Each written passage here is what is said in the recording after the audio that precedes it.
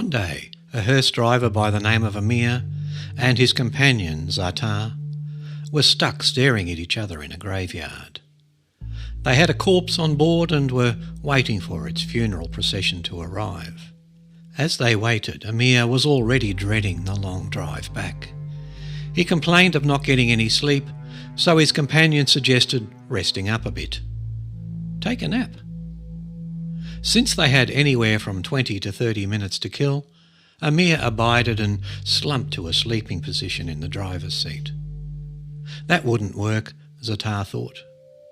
If the funeral procession arrived and saw him, it would be quite distasteful. He thought Amir should sleep in the rear, alongside the corpse. Sleeping in the trunk of a hearse with a corpse for company was not ideal, but there was a spare casket, a trademark of the Sparrow Company. The thing was convenient, and Amir contemplated the persuasion of a quiet place to lie. He perused the box for a bit. "So, how's this going to work?" he asked. To Zatar it was simple. "You get in and I'll close the lid. If anyone comes, I'll give you a knock," he said. In the moment it seemed reasonable enough. Amir went inside and was actually pleasantly surprised. The casket pillows were the softest he'd ever felt. He never lay in a casket before. He was excited to experience perhaps the best sleep of his life. He nestled in, and Zatar blithely closed the lid. Zatar pulled out a book to keep himself busy. He tore out some pages, balled them up, and saw how far he could throw them. It was a great book for overcoming boredom. The exertion gave him a headache, though, and for this he needed the quick relief of nicotine. He didn't have any cigarettes on him, so he thought of running to the store. There was a nearby mini-mart down the road. All he had to do was get back before the funeral procession arrived. It was easy enough, but he wasn't keen on the risk involved in leaving his friend like that. He grabbed a bunch of flower bouquets lying around the trunk and piled them atop Amir's casket, eventually covering it on all sides. As far as he was concerned, the casket was hidden away. "Well, going to get me some cigs, buddy?"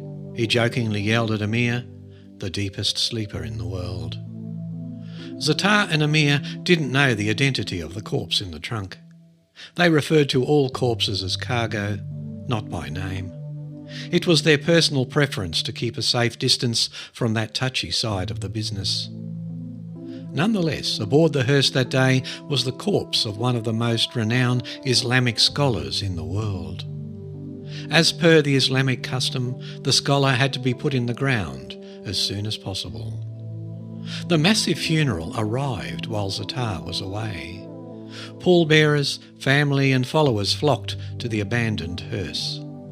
With no time to spare, they took what they perceived was the scholar's casket, the one covered in all the flowers, and they headed for the hole.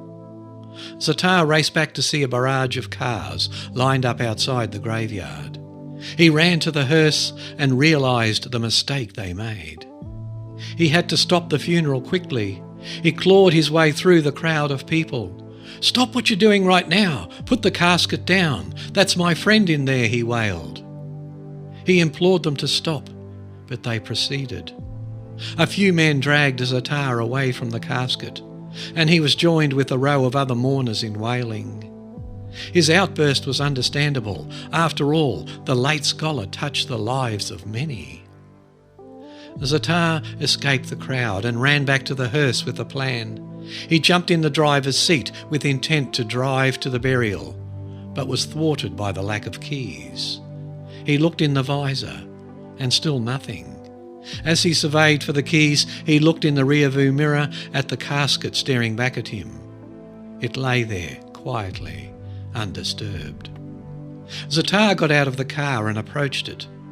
By that time, Amir was being lowered into the grave. Zatar heard the Imam reciting prayer. He opened the trunk, clenched onto the casket, and began heaving it out. When half of it hung over the edge, suspended in the air, he positioned himself underneath as to catch it while he continued to pull. When it finally did fall, he caught it. but the sudden shift in weight caused him to lose his footing in the grass. He found himself trapped beneath the falling casket. Everything went silent. His undivided attention was consumed by the sound of his cracking sternum as the obtrusive casket lay on his chest. He lay motionless while the metallic taste of blood filled his mouth. His broken bones pierced his heart, and he was bleeding from the inside. In a matter of moments, his heart stopped beating. Just then the beating sound of falling dirt caused Amir to wake up as they were filling the hole. He took the knocking sound for his friend, giving him a heads up, so out of his slumber he slowly opened the casket. Suddenly a scoop of dirt hit him square in the face. His eyes and mouth were laden with dirt, so he was blind and dumb. He fell out of the casket, got up, and bumped into a dirt wall. His commotion drew the attention of gravediggers and others nearby. They gathered around the hole and saw the casket ajar. Beside it, what appeared to be a ghoul scurrying about. Panic broke out as the startled funeral goers called out the name of God. The ghoul climbed out of the hole and continued to horrify as he approached them.